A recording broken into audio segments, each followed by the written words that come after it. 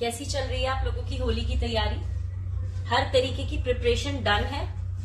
आपके colours, balloon, पिचकारी आ चुके हैं? आई होप आप लोगों की तैयारी अच्छी से चल रही होगी। बट क्या आपने अपनी डाइट के बारे में कुछ ध्यान रखा है? डाइट में क्या प्रिपरेशन करनी है, क्या मेन्यू बनाना है, क्या खाएं क्या ना खाएं, ताकि हमारे हेल्थ के ऊपर इसका कोई इफेक्ट ना आए। अगर हम वेट लॉस प्रोग्राम में हैं तो हमारा वेट ना बढ़े। तो चलिए आज की वीडियो इस टॉपिक के ऊपर। हमें कुछ छोटी छोटी चीजों का ध्यान रखना है, जैसे कि सुबह उठकर पहले अपना डिटॉक्सिफिकेशन कंप्लीट कीजिए।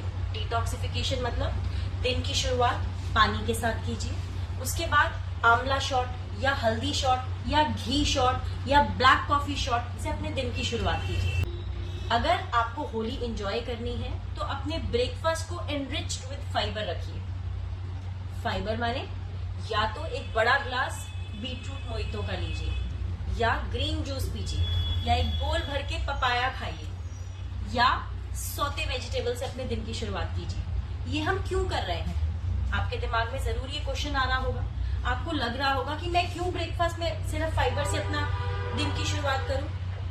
ये मैं आपको इसलिए बोल रही हूँ कि मोस्ट ऑफ द टाइम हमारा जो ब्रेक होता है वो लंच में होता है, जिसमें हम अच्छे से अपने मील को एंजॉय करना चाहते हैं, और वो इस तरीके का मील होता है जो यूजुअली हमारे घरों में नहीं बनता।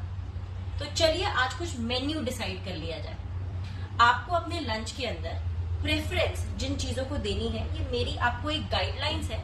फॉलो आप करना चाहें तो यह आपके लिए फायदा होगा, ना करना चाहें तो अगले दिन बॉडी को डिटॉक्स कीजिए। बट अगर मुझसे पूछें तो आपको अपने लंच के अंदर कुछ ऐसी ऑप्शन चूज करनी चाहिए जिनका कैलोरी काउंट थोड़ा सा बेटर हो, नॉमिनल हो, ताकि अगले दिन वेइंग मशीन पे चढ़ के आपको डर ना लगे, अरे मैंने क्या कर लिया।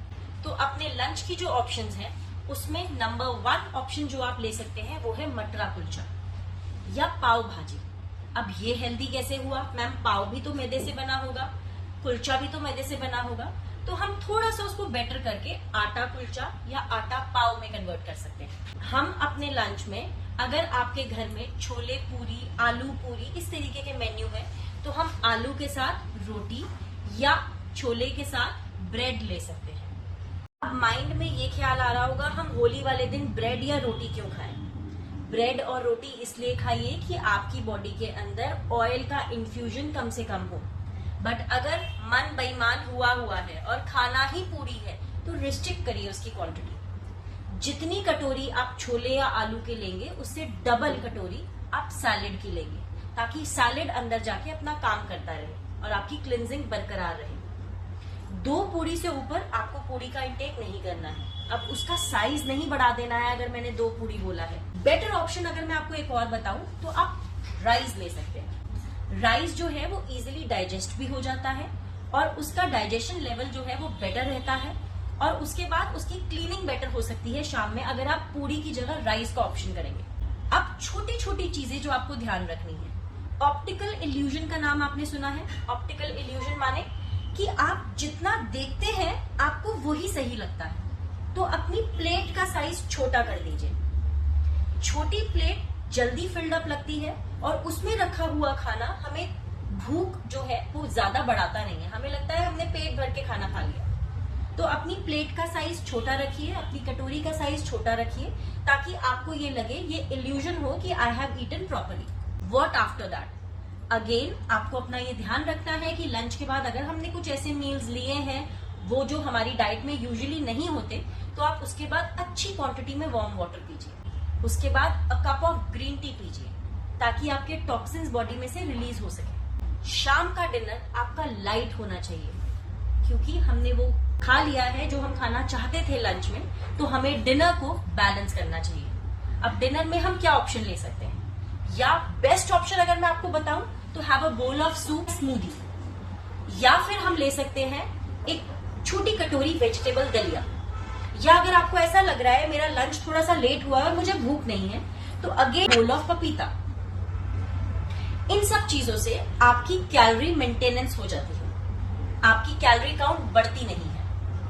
ये छोटी छोटी चीजें अगर हम अपनी डाइट में ध्यान रखें तो हमारे लिए किसी भी फेस्टिवल को एंजॉय करना बहुत आसान हो जाता है। छोटी सी बात, दिल से निकली हुई बात आप लोगों के साथ इसलिए शेयर की जा रही है क्योंकि एक हफ्ते का एक दिन आपके अगले 15 दिन को वेस्ट कर देता है। तो अगर ये छोटी छोटी टिप्स आप मुझसे सीख सकते हैं तो ये आपके लिए बेनिफिशियल ही होगा। आपको अच्छा लगेगा कि मैंने अपने फेस्टिवल को एंजॉय किया और अगले दिन जब मैंने वेइंग मशीन पे स्टेप अप किया तो I have maintain my weight. ये ध्यान रखिए कि अगर थोड़ी सी एक्सरसाइजिंग या वॉक अगर आप इवनिंग में कर लेते हैं तो आप कैलोरी बैलेंस बेटर वे में कर सकते हैं। इतनी सी बात, थोड़ी सी छोटी छोटी टिप्स अगर आप फॉलो करें तो every festival is enjoyable without any guilt. Happy Holi to all my viewers. I hope आप इस फेस्टिवल को अच्छे से एंजॉय करेंगे, बट ये ध्यान रखेंगे कि हमें क्या करना है और क्या नहीं करना है। Food should not be the only thing that you have to maintain. There should be ambience, good people and the time that is more important.